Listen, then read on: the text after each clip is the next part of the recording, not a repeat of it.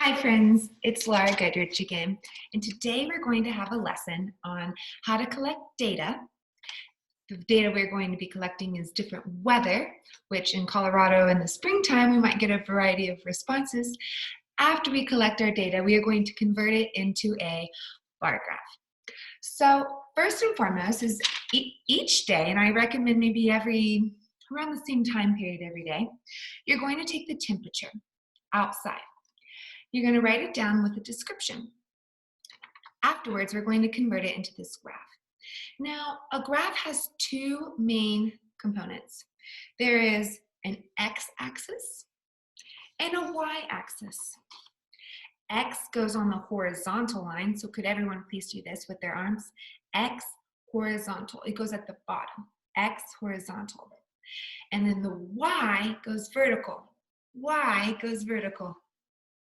X horizontal, Y vertical, X horizontal, Y vertical. Okay, now that we've reviewed which one is which, now we need to title these. So for the bottom, for my x-axis, I'm going to do the days of the week. And along the y-axis is where I'm going to write the temperature. So first and foremost, I'm going to write the title. So at the very bottom, I write days of week, like so. And then on the side, I'm going to write temperature.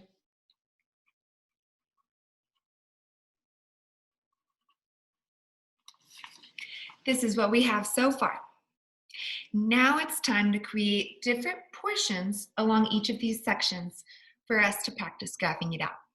So I believe on this initial data report, we are calculating it for 5 days. So where it says days of the week, we're going to make up this long line and divide it into 5 different sections. I have a ruler here, just in case. And you know what? Now that we've titled it and it's time for us to record our calculations, let's go ahead and transfer to a pencil, because in math, we always want to use a pencil. So I'm going to do my best to divide each line evenly. So here I have 1,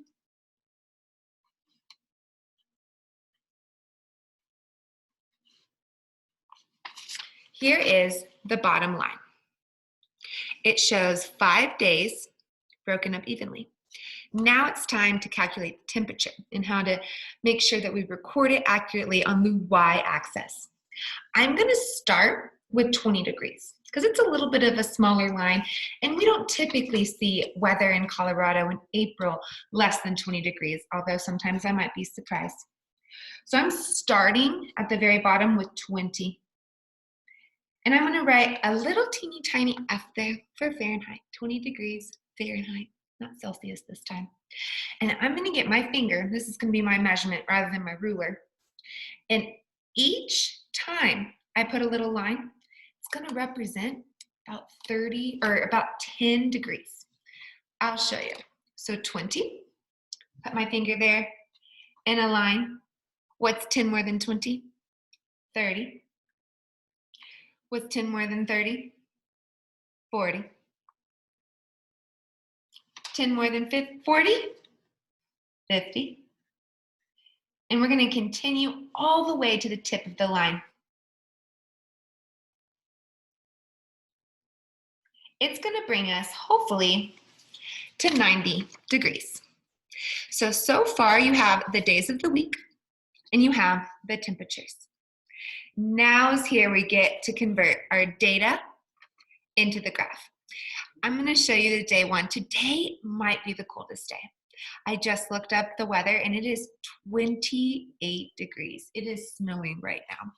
My friends in Texas are all laughing. So where I go right here under day 1 and a little bit under the 30. It's not quite 30, but it's more than 20, so it's about 28. I'm going to get right along the edge there and make a box with my pencil. Once I have it with my pencil, straight across, because in math we want to be as exact as possible, you may shade it in lightly. Just like so. We're going to go ahead and do one more example, just in case. But I'm going to look at the weather instead of actually record it from the data we've collected.